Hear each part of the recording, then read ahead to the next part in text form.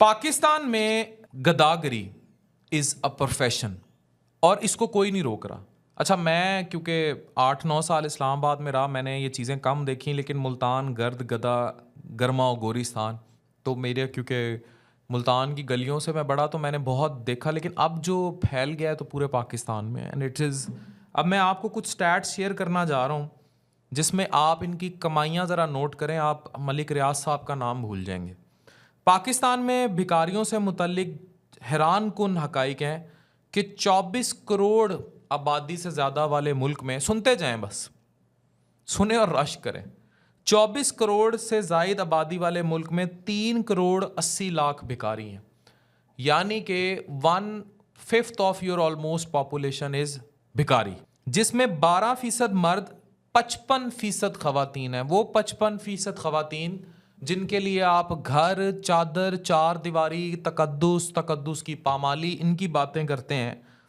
55% खवातीन हैं, 27% बच्चे हैं और 6% सफ़ेद पोश लोग हैं जो दिन के टाइम तो दिहाड़ीदार कोई काम कर रहे हैं और रात को भीख मांग रहे हैं।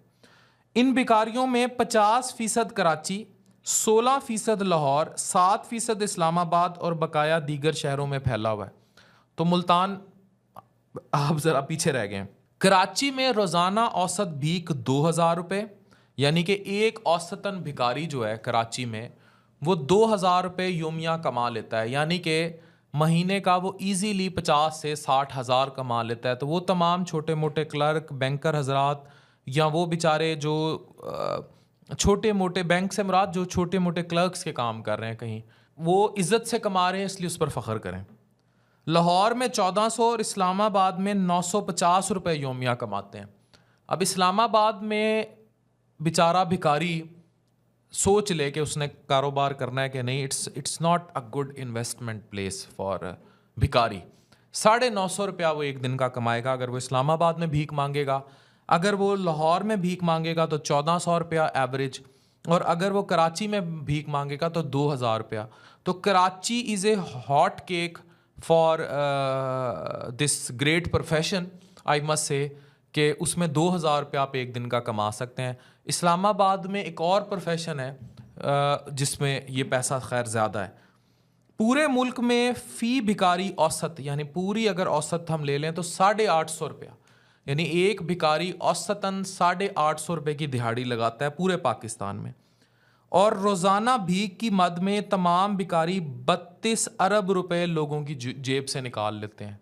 32 अरब रुपए पाकिस्तान में भिखारी रोज़ाना भीख जो है वो कमा लेते हैं।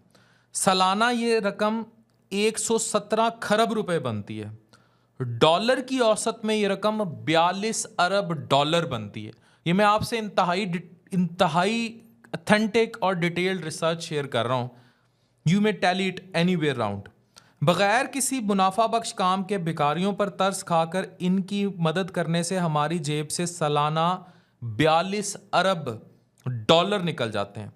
इस खैरात का जो नतीजा मुल्क को भुगतना पड़ता है, ज़रा वो सुने। वो स्टैट्स और हैरान कुन और परेशान कुन है कि इस स्टैट्स का जो हमें नतीजा भुगतना पड़ता है, 21% महंगाई होती है और मुल्क की तरक्की के लिए 3 करोड़ 80 लाख अफराद की जो अफरादी कुव्वत है वो किसी काम नहीं आती, वो अल्लाह के नाम ते दे दे के काम आती है।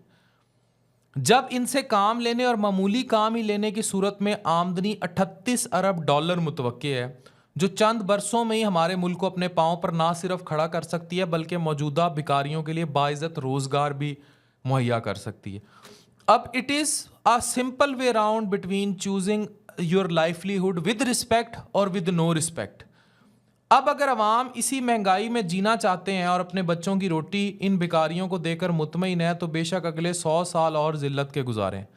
लेकिन अगर आप चंद सालों में ही मजबूत मुआशी इस्तेकाम और अपने बच्चों के लिए पुरसकून ज़िंदगी चाहते हैं तो आज इन तमाम भिखारियों को खुदाफिज कह दें। 5 साल के बाद आप अपने फैसले पर नादिम नहीं होंगे, खुश होंगे। बांग्लादेश ने इस मॉडल को इम्प्लीमेंट किया था। इन्होंने जिस दिन अपने भिखारी ख़त्म किए थे तो इनके पास 52 अरब डॉलर के ज़खायर थे।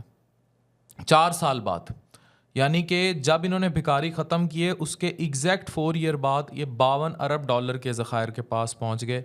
अपने बच्चों के मुस्तकबिल का फ़ैसला आपके हाथ में है। मैंने आपसे रिसर्च शेयर की है पाकिस्तान में भिखारी सालाना कितने अरब डॉलर आपकी जेबों से निकाल लेते हैं, और एक मतलब 25 करोड़ अगर लगाएं तो उसका 1 in 5 आपकी आबादी भीख मांगने पर लगी हुई है। अगर आप अब सोचेंगे तो मुल्क तरक्की 4 साल बाद शुरू करेगा। तर्स खा लेना अच्छी बात है, लेकिन तर्स खाकर मुल्क की इकॉनमी का बेड़ा गर्क कर देना अच्छी बात नहीं है। डॉक्टर अफान कैसर, साइनिंग ऑफ।